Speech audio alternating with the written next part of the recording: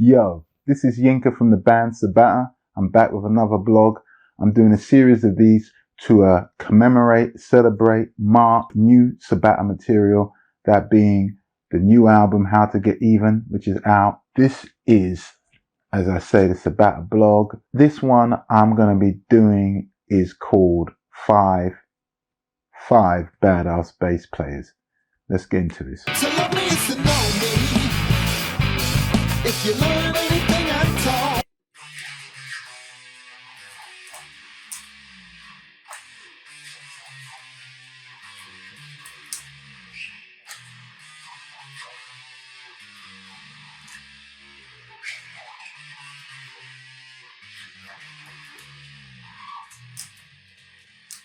So, you might have, well, you would have seen the little intro I did there playing bass. Because if you know me, then you will be very aware that I'm a huge fan of the bass. Yes, I'm a guitarist. Yes, I'm a singer. Those are the primary instruments that I employ when making music, but I'm a huge bass fan, always have been.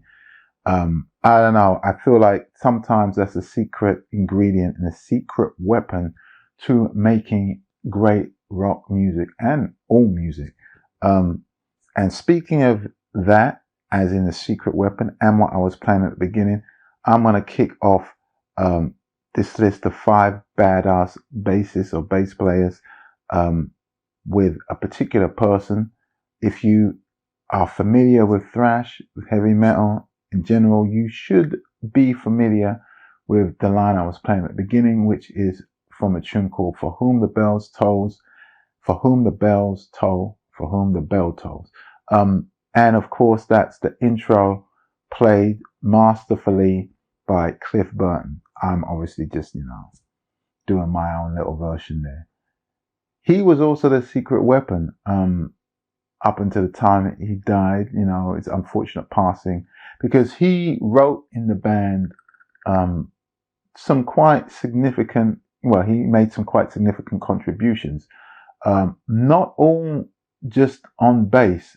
So, for instance, Fight Fire with Fire off the Ride the Lightning album, the intro song was the intro of the intro song was actually written by Cliff Burton. I didn't know that until relatively recently, but they've released, they release riff tapes and basically material that shows how they put albums together.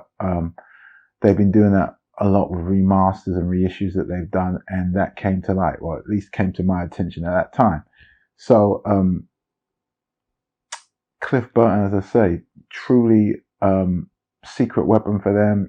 Obviously did some great writing on tracks like Orion, and I'd call him actually in many ways the Eddie Van Halen of bass, because he was definitely a virtuoso, just like EVH, but when it came to playing on songs with Metallica, interestingly, he's not, unless he's featured, it's not like he's overpowering the song with his amazing technical skills and abilities. He's actually pretty low in the mix a lot of the time.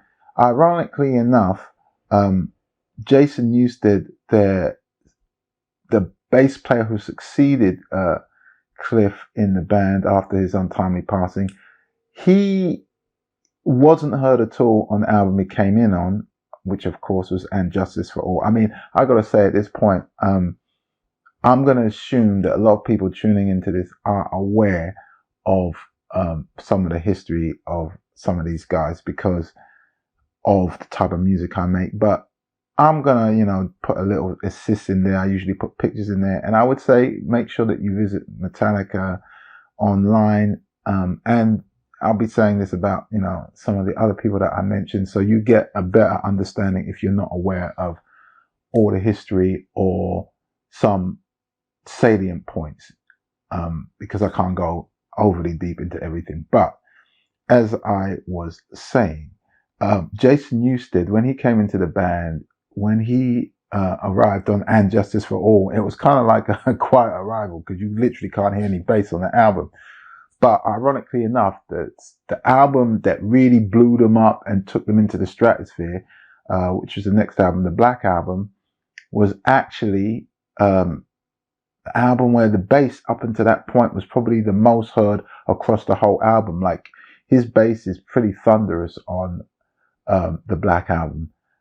And by comparison, if you listen to I think it's a little bit, if you listen to I was going to say the first 4 albums, but I think if you listen to the first Metallica album, Kill 'Em All, the bass is a little bit more present throughout the tracks, but Ride the Lightning and Master of Puppets, yeah, he's not really that well heard, apart from in the places where he stands out as a feature. And of course, on the first album, he has his own version of Eddie Van Halen's Eruption. I'm calling his version, I'm sure it's not how he saw it, which is Anesthesia Pulling Teeth, which is a bass solo, of a couple of minutes. Lars comes in to accompany on drums, similar somewhat to Eddie Van Halen's brother Alex Van Halen accompanying him in Eruption. Anyway, I've been going on quite a lot about this particular entry into my top 5. Again, I want it to be noted that this list isn't necessarily in order. It just drops the way I drop it. So, Cliff Burton, much salute to him, big salute to him. Tracks to check out, I've just obviously mentioned Anesthesia Pulling Teeth of Kill 'Em All. You could also listen to Orion from Master of Puppets. You could listen to Call of Cthulhu from Ride the Lightning. Definitely For Whom the Bell Tolls, which is what I was playing, initially from Ride the Lightning. And the intro to the backwards intro to Damage Incorporated of Master of Puppets as well. But just check it out. Great bass player.